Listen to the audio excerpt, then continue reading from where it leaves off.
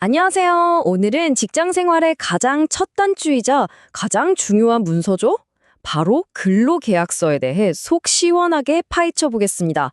이게 사실 그냥 사인하고 넘어갈 문서가 절대 아니거든요. 아마 이 질문에 당연하지 하고 바로 대답하기는 좀 어려우실 수도 있어요. 하지만 괜찮습니다.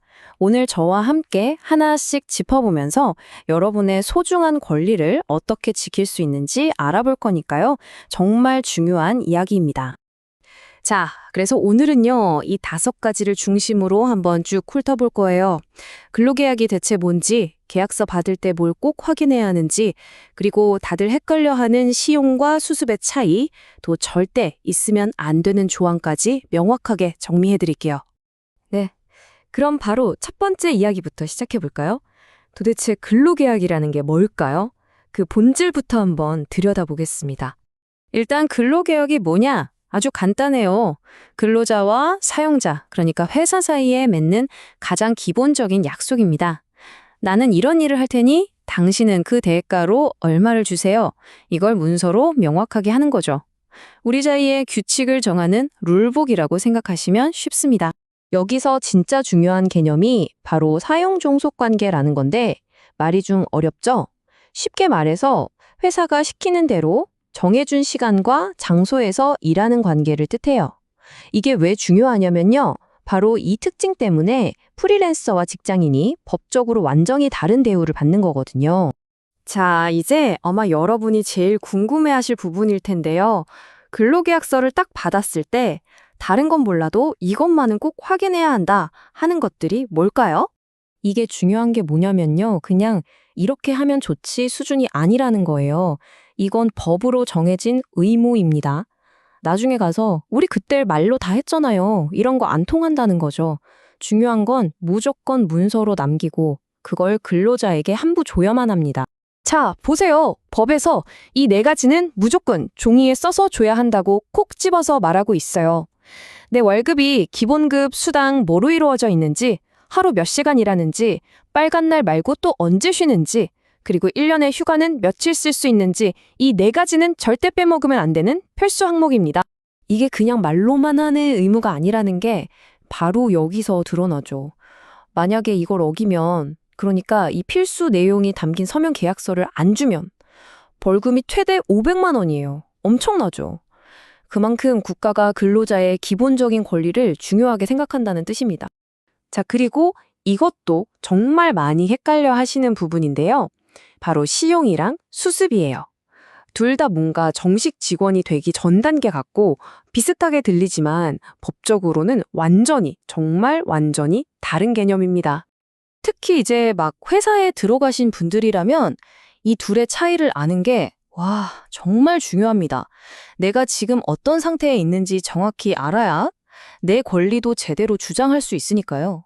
이 표를 보시면 차이가 확 느껴지실 거예요. 한번 볼까요? 시용은 말 그대로 시험 삼아 써보는 기간이에요.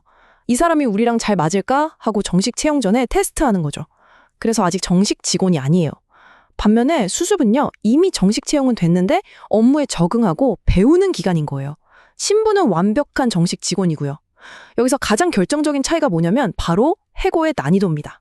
시용 기간에는 회사가 아무래도 우리랑 안 맞는 것 같네요? 라는 합리적인 이유만 있으면 비교적 쉽게 계약을 끝낼 수 있어요. 하지만 수습 기간에는 일반 직원이랑 똑같이 정당한 이유 없이는 절대 해고할 수 없습니다. 이 차이 어마어마하죠. 자, 다음 주제는요. 근로계약서에 절대로 들어가면 안 되는 독소 조항 이야기입니다. 만약 여러분 계약서에 이런 내용이 있다면 그 부분은 그냥 무효라고 생각하셔도 돼요. 우리 근로기준법 20조에 딱 못 박아놨어요. 너 계약기간 2년인데 1년만 하고 나가면 위약금 500만 원 내야 해. 라던가 퇴사하면 회사에 끼친 손해배상으로 1,000만 원 지급한다. 이런 식으로 미리 벌금을 정해놓는 약속들 전부 다 불법이고 무효입니다. 아니, 왜 법으로 이런 것까지 막아놨을까요? 그 이유가 정말 중요해요. 바로 근로자의 직업 선택의 자유를 지켜주고 사실상의 강제 근로를 막기 위해서입니다. 생각해보세요. 그만둘 때마다 어마어마한 돈을 물어내야 한다면 누가 자유롭게 이직을 할 수 있겠어요. 울며 겨자 먹기로 계속 다닐 수밖에 없게 되겠죠. 근데 여기서 이런 질문이 나올 수 있죠. 아니, 회사 돈으로 비싼 교육까지 시켜줬는데 그냥 나가버리면 어떡해요? 교육비는 갚아야 하는 거 아니에요? 이거 정말 현실적인 문제거든요. 과연 법적으로는 어떻게 볼까요?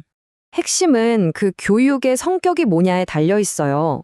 만약에 회사가 여러분을 업무에서 완전히 빼주고 해외 연수처럼 순수하게 교육만 받게 해줬다면 대신 몇 년은 꼭 일해야 하고 아니면 교육비 갚아라는 약속이 유효할 수도 있어요. 하지만 우리가 흔히 교육이라고 부르는 것들, 그러니까 일하면서 배우는 OJT 같은 건요, 그건 그냥 업무의 연장선으로 봅니다. 그래서 그걸 빌미로 돈을 갚으라고 하는 건 아까 말한 위약금 금지 조항에 걸려서 무효가 될 가능성이 아주 높습니다. 자, 이제 거의 막바지입니다. 마지막으로 계약서를 통해 생기는 근로자와 사용자의 권리, 그리고 의무에 대해 깔끔하게 정리해 볼게요. 계약은 어느 한쪽만 지키는 게 아니니까요. 먼저 근로자 입장에서 보면 가장 중요한 권리는 당연히 돈 받을 권리, 즉 임금이죠. 그럼 의무는 뭘까요? 당연히 맡은 일을 성실하게 해야 하고요. 회사의 중요한 비밀을 지켜야 합니다. 그리고 계약서에 따라서는 다른 회사 일을 같이 하거나 퇴사 후 경쟁사로 바로 이직하는 게 제한될 수도 있으니 이 부분은 꼼꼼히 봐야 해요. 반대로 사용자, 즉 회사 입장에선 어떨까요? 당연히 직원에게 일을 시키고 관리할 권리가 있죠. 하지만 그만큼 무거운 책임도 따릅니다. 월급 날짜 맞춰서 돈 주는 건 기본 중에 기본이고요. 근로자가 다치지 않고 안전하게 일할 수 있는 환경을 만들어줄 의무가 있습니다. 결국 이 모든 이야기를 종합해보면 제대로 된 근로계약서 한 장이 정말 중요한 역할을 한다는 걸 알 수 있어요. 이건 근로자만 보호하는 것도 사용자만 유리한 것도 아닙니다. 서로의 책임과 권리를 명확히 해서 쓸데없는 다툼을 막고 근로자와 사용자 모두를 지켜주는 가장 튼튼한 울타리가 되어주는 거죠.